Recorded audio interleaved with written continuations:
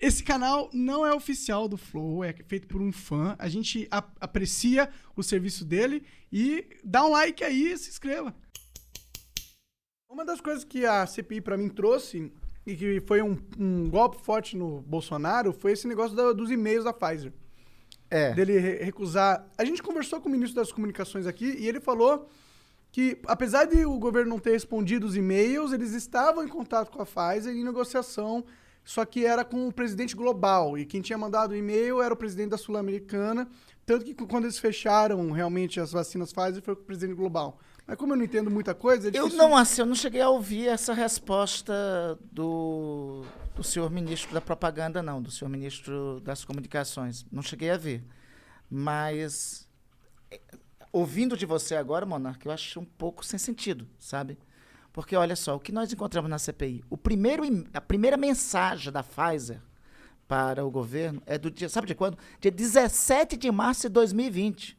A Pfizer se apresentando, dizendo que estavam no desenvolvimento de vacinas promissoras, né? Ora, se eu estou no meio da pandemia e eu recebo esse e-mail, né? E esse e-mail foi para o ministro da Saúde, para o ministro da Economia, para o chefe da Casa Civil, para o presidente da República. A não ser que alguém utilize o argumento, a desculpa que esse primeiro e-mail estava em inglês. Aí talvez... Mas assim, eu acho que isso não seria dificuldade, né? Vai lá na escola. Podia estar em mandarim, porra. Não, assim... Google Translator ali, né? O Wizard é amigo deles, pô. Chamava o Wizard que traduzia na hora, pô. Chamava o Wizard. Um passe de mágica. Chamava o Wizard lá e ele já resolvia. Mas enfim, teve esse primeiro e-mail. Depois desses, Igor e Monark, se seguiram 101. Quer dizer, esse, outros 100. Foram 101 e-mails. E sabe por que assim, não bate muito essa resposta do nosso colega ministro da Propaganda? É porque é o seguinte, olha só. No momento que o governo estava negando sentar com a Pfizer, eles fazem uma reunião com a Precisa, que era intermediária de uma outra vacina, de uma vacina chamada Covaxin. Aí o governo disse pra gente, não, mas a Pfizer ainda não tinha tido o autorizo por parte da Agência Nacional de Vigilância Sanitária, da Anvisa. A Pfizer teve o autorizo do FDA americano no dia 8 de dezembro. A Covaxin da Precisa até hoje não tem o autorizo. E o seguinte, o governo fez o contrato com a AstraZeneca antes de ter o autorizo também da Anvisa. Então, nada disso era impedimento. Porque a pergunta é, por que antes de fechar o contrato com a Pfizer, o contrato com a Pfizer foi fechado no dia 20 de março. No dia 2 de março, o senhor Pazuello recebe no gabinete do seu secretário executivo, Elcio Franco, recebe uma empresa meio folclórica, uma empresa de importação chamada World Brands. Ela dizia, essa empresa de importação, que ela tinha 30 milhões de doses da Coronavac. Depois, o Sinovac, o laboratório da Coronavac, disse que o único emissário da Coronavac no Brasil é o Instituto Butantan, né? Pois bem, o senhor Pazuello recebeu a World Brands, né, no dia 2 de março. Ela é uma importadora. Nós procuramos o portfólio da World Brands, ela é importadora até de produto erótico, mas não de vacina. Está lá no portfólio dela, é importadora de ração para animais, é importadora de produto erótico, mas para vacina não é, né? Então, e o contrato com a Pfizer não era assinado. Não foi assinado, recebeu a World Brands, o governo resolveu conversar. O nosso ministro da Propaganda falou aí que quem mandou carta foi o cara aqui da América do Sul, da América Latina. Pô, mas quem teve acesso ao ministro da Saúde antes de fechar o contrato com a Pfizer foi o Cabo Dominguete, vendendo vacina. Vacina que ele não tinha, vacina da AstraZeneca. O Cabo Dominguete, o cabo daqui da PM de Minas Gerais, né? Aparece lá no Ministério da Saúde com uma pastinha e disse, eu tenho vacina, vamos vender aí vacina aí. Eram vacinas que ele não tinha. Então o governo sentou com a Precisa, sentou com a World Brands, conversou com a Davat, com o Cabo Dominguete, e não sentou com a Pfizer. Né? A Pfizer, porra. É a Pfizer. O que eles tinham contra a Pfizer? Bom, o que o Fábio falou... Eu não sei se eles tinham algo contrário a Pfizer ser também o produtor do Viagra. E talvez eles tivessem alguma reação a isso.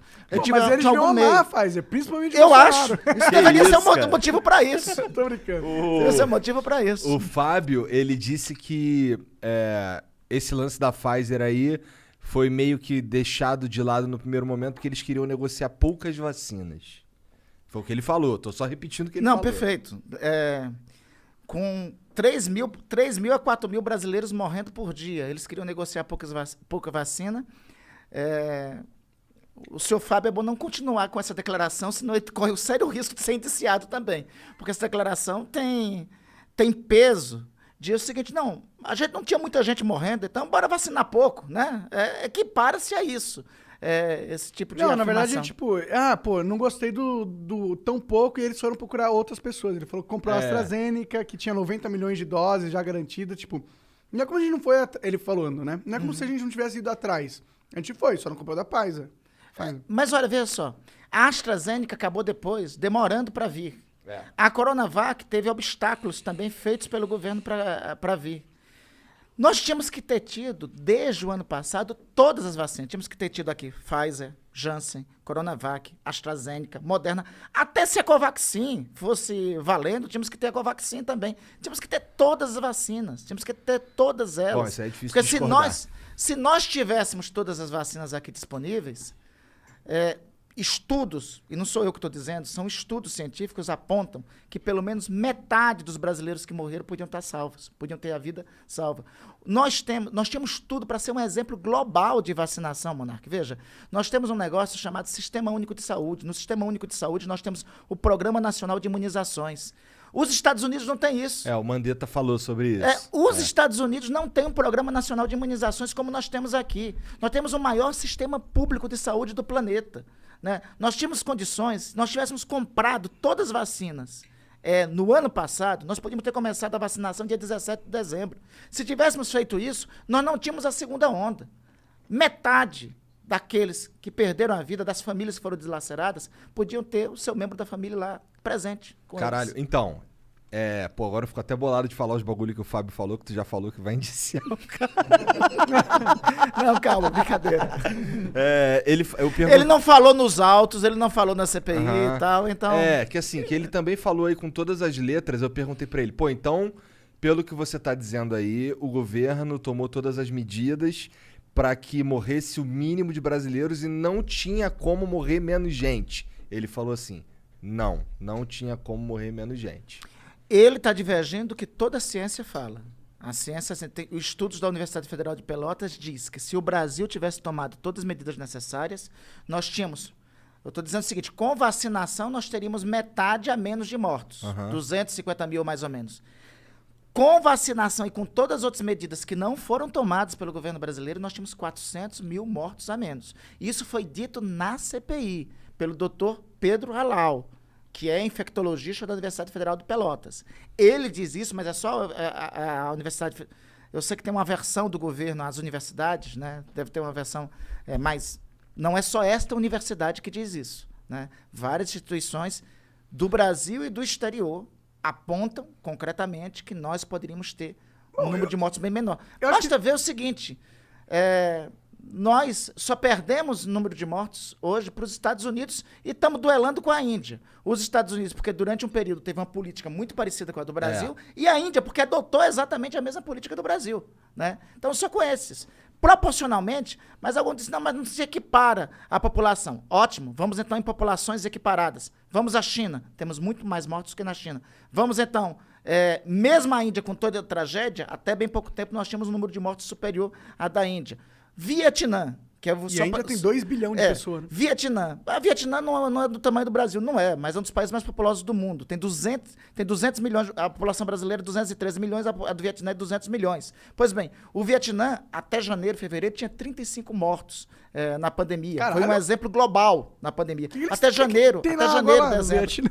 Não, eles tomaram as medidas. Eles chegaram Pô, a mas seguinte, 35 mortos é impressionante. E é um país pobre, no Sudeste Asiático, né?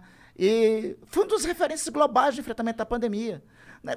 Você quer outros exemplos? Vamos lá. Se nós tivéssemos avançado na imunização, o governo todo dia diz o seguinte, não, nós já vacinamos 100 milhões de brasileiros. Era para nós termos vacinado 200 milhões de brasileiros hoje, em números de hoje. Veja...